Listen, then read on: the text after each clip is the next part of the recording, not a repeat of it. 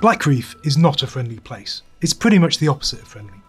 The seas are so cold they'll kill you outright, while the mask-wearing Eternalists found inland are definitely of the shoot first, ask questions later mentality. I guess that's what happens when death is largely meaningless. You're going to want to be the one that pulls the trigger first, basically, and to make sure that happens, you want your frame rates to be as smooth as Colt's delivery. Hi, I'm Alan Dexter, and I'm here to help you strike the perfect balance between performance and visual fidelity with Arkane's latest stealth shooter. The good news is that Deathloop runs well on a variety of hardware, especially at lower resolutions. All 5 machines we used for testing, that's 3 desktops and 2 laptops, produced a smooth gaming experience, which is impressive given the most affordable of the bunch, our budget desktop PC, can be found rocking a GTX 1650 Super alongside an Intel Core i5-10400F. That machine serves up a totally reasonable 43 frames a second at 1080p using the highest Ultra preset.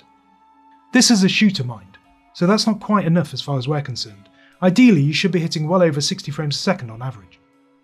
The good news is, it won't take much tinkering to reach silky smooth murdering nirvana, even on our budget machine. And in this video, I'll show you which settings to tackle first to make sure you're the character that's making it through to the morning unscathed. If you're rocking more capable hardware, then there's a good chance you'll be able to hit far higher frame rates using the highest ultra settings. Even here though, it's good to see which settings have the biggest impact on performance without destroying the visual delight on offer. It's worth noting that there is a hard limit of 120 frames a second waiting for those super high-end rigs. Turn off FreeSync and that's as high a frame rate as you'll manage. This is frustrating if you've recently net yourself an RTX 3080 or an RX 6800 XT. While we're on the subject of high-end hardware, it's worth highlighting the performance garnered from our $3,000 rig. This machine boasts an RTX 3080 and an AMD Ryzen 9 5900X. Hardly a slouch then.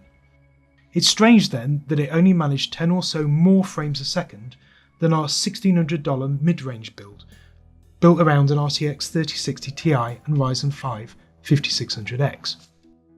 Both machines produce playable experiences, but it definitely feels like the 3080 system is underperforming, especially when it comes to 4K. Again though, with a few tweaks, over 60 frames a second is in reach, which is a nice segue into revealing the settings that matter the most. Top of the pile is the shadow details setting. This has the biggest impact on performance, and rather confusingly I prefer the softer shadows offered by the very low setting more than the ultra settings. On the budget rig, dropping to the softer shadows resulted in a performance jump from 46 frames a second up to 54 frames a second. That's an easy one to recommend changing. Next up are the model and texture settings. These are worth juggling together as combined they affect the fidelity of the world. There is a noticeable impact on the game's appearance when you drop these to their lowest, but Blackreef still looks great even then, and it'll run smoother when you do, so that seems like a sacrifice worth making.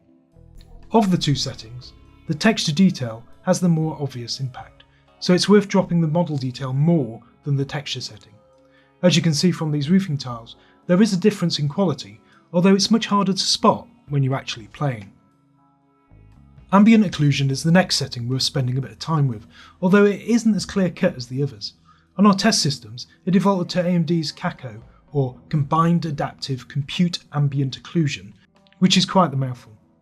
There are 3 options for AMD's offerings, although the difference between them can be hard to spot even in still images, and almost impossible when moving. There's another option as well in the form of Nvidia's HBAO+, or Horizon-based ambient occlusion. It's a close call, but this is the setting that I think looks best.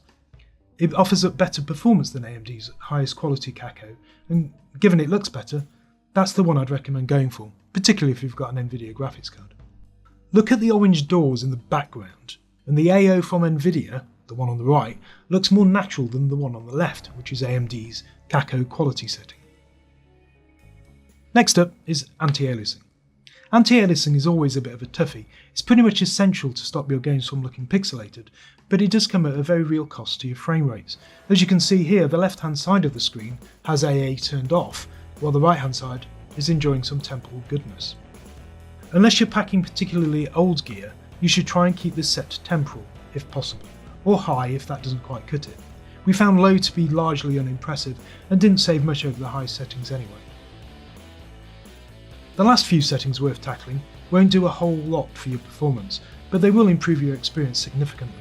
At the bottom of the advanced settings screen, you'll find the option to turn off camera motion blur and bloom. Do yourself a favour and turn both off. It's worth toggling depth of field off too, just because this is a game, not a cinematic experience. And that's your lot. Pretty much all the other settings have little to no effect on your frame rates, but can have a negative effect on the look of the game, so I'd recommend ignoring them.